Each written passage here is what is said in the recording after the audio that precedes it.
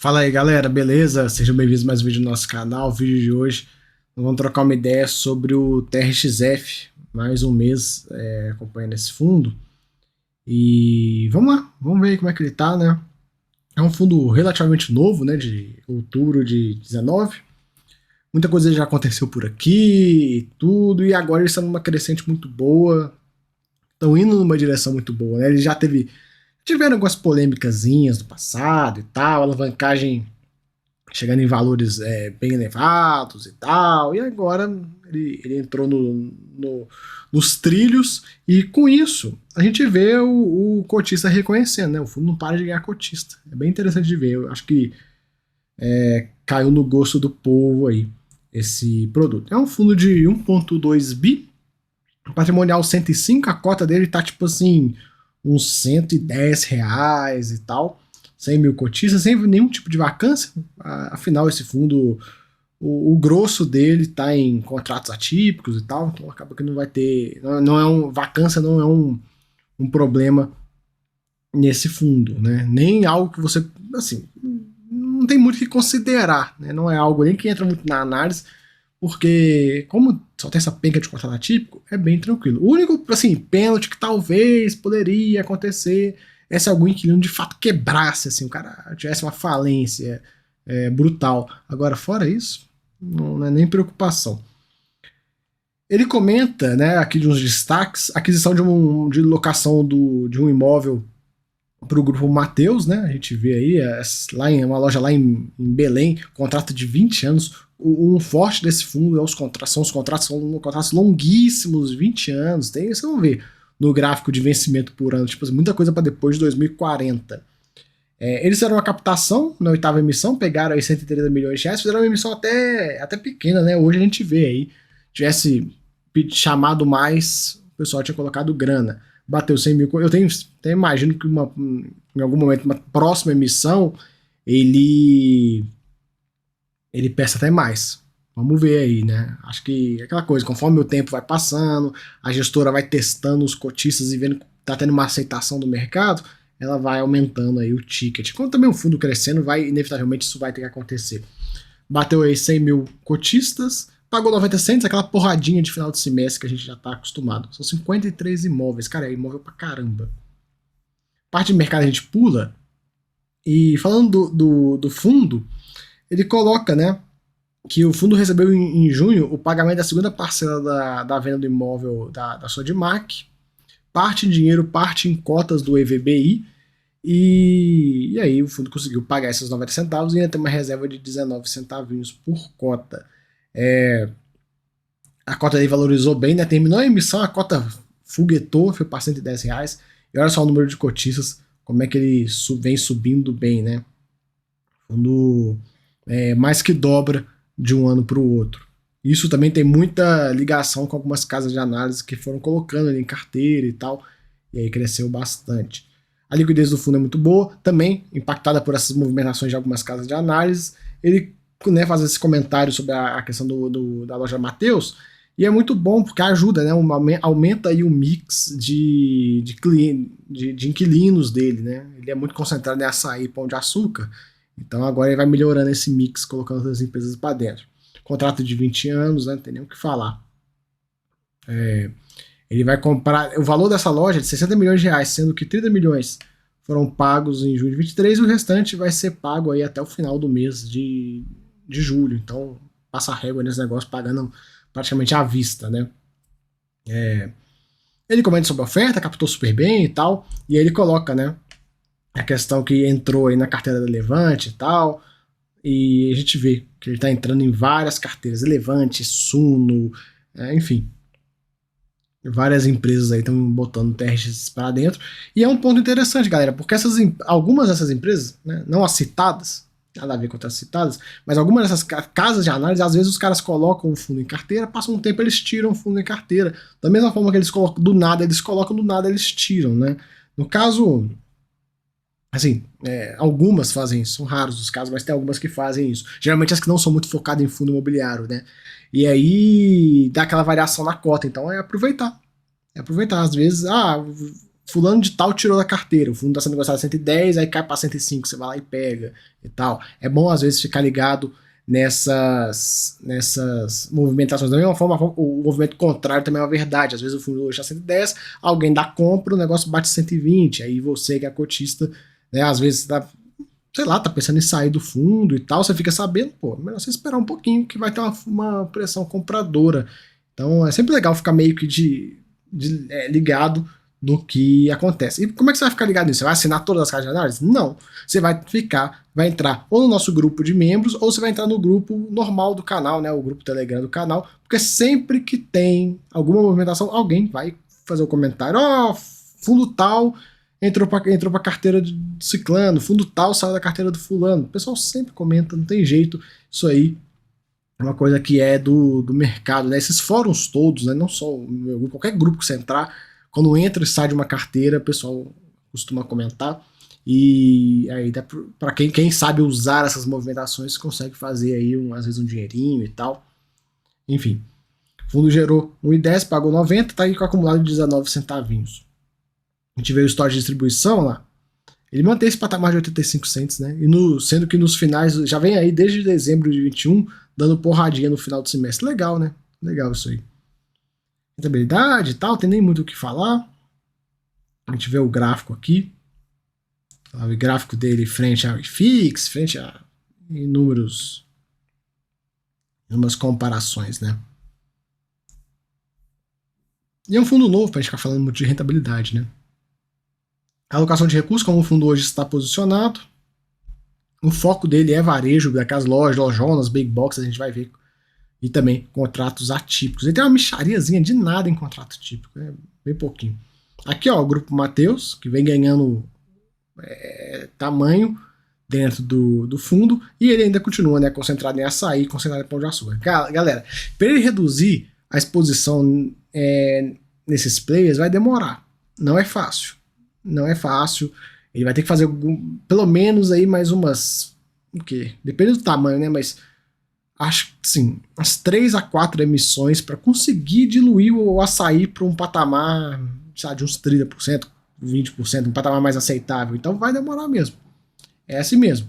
Então a gente tem que ir acompanhando. O lado bom é que como o fundo tá aí na direção correta, a gestão tá fazendo um bom trabalho e tal, isso é questão de tempo, a gente não precisa preocupar, e o fundo tá com ágio, a Selic tá para cair, então assim, tem muito mais fatores jogando a favor da diluição disso aqui do que ficar no estágio que tá.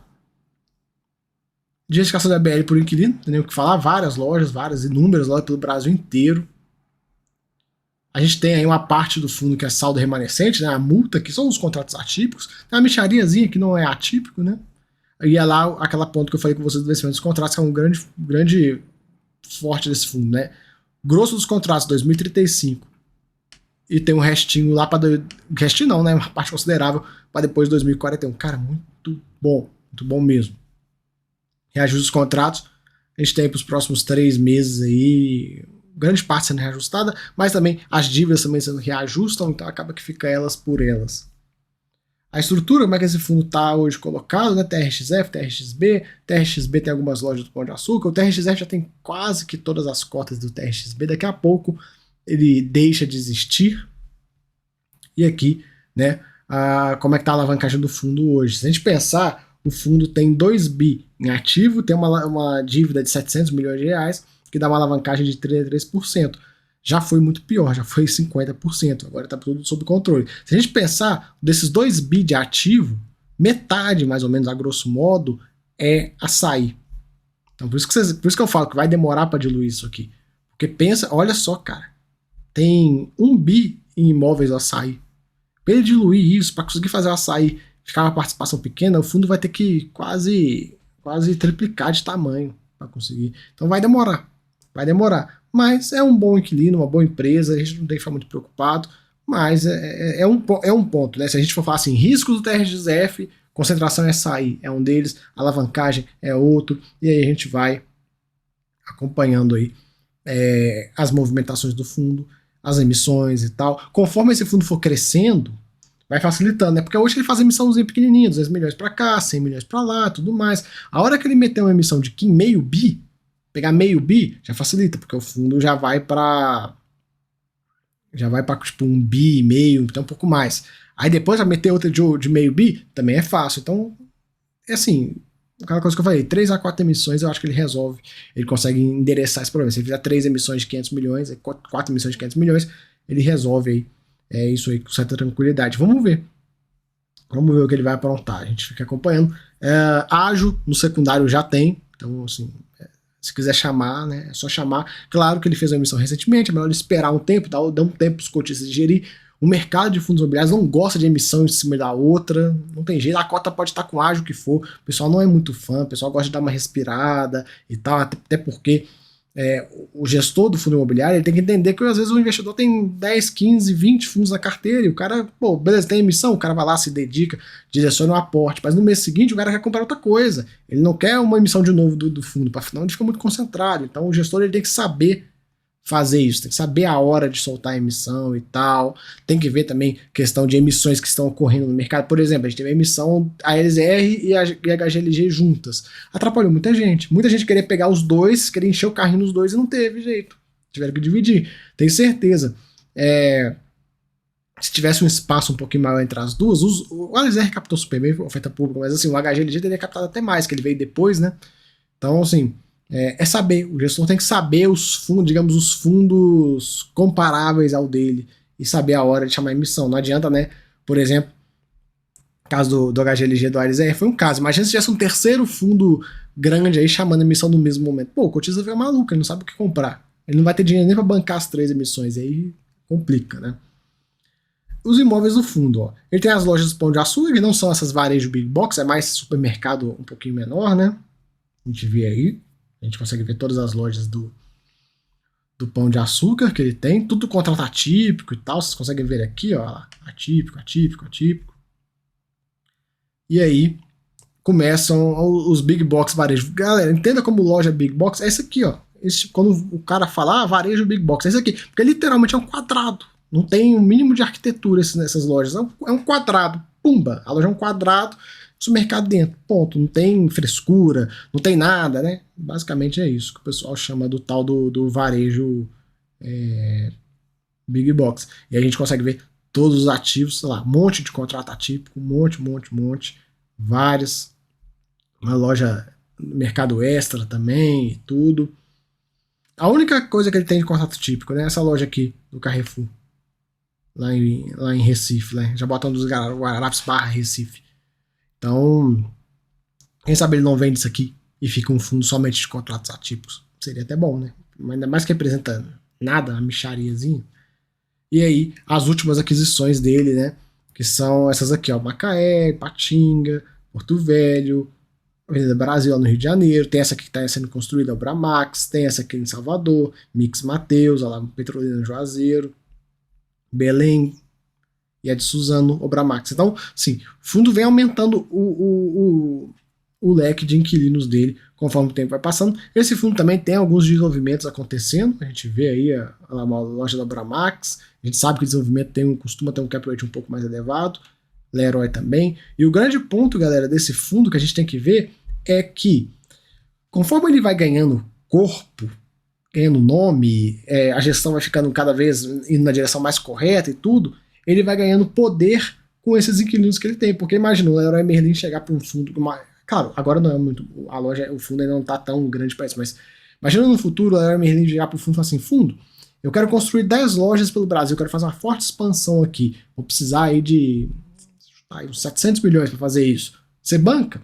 Cara, às vezes o fundo, hoje para ele bancar 700 milhões em desenvolvimento é um valor muito grande, né? Mas quem sabe no futuro ele não consiga. Então ele vai lá, chama uma emissão, igual a gente vê hoje, HGLG, emissão de 1,5 bi, HGRU deve fazer emissão de 1 bi, uns quebrados. Então assim, conforme o tempo vai passando, ele vai ganhando musculatura e ele vai conseguir começar a dar saída para esses grandes players, Leroy, Mateus, etc, essas empresas grandes, que às vezes os caras vão querer fazer uma expansão de 10 lojas, 20 lojas, não sei quantas lojas, e aí, se você tem um parceiro, um fundo, que você tem certeza que vai captar e que vai fazer um bom trabalho, o cara o CEO vai só pegar o telefone, vai ligar pro pessoal do TRX, precisando aqui de tantas lojas, vocês querem um negócio? Vamos fazer? Vamos. Pô, resolvido o problema.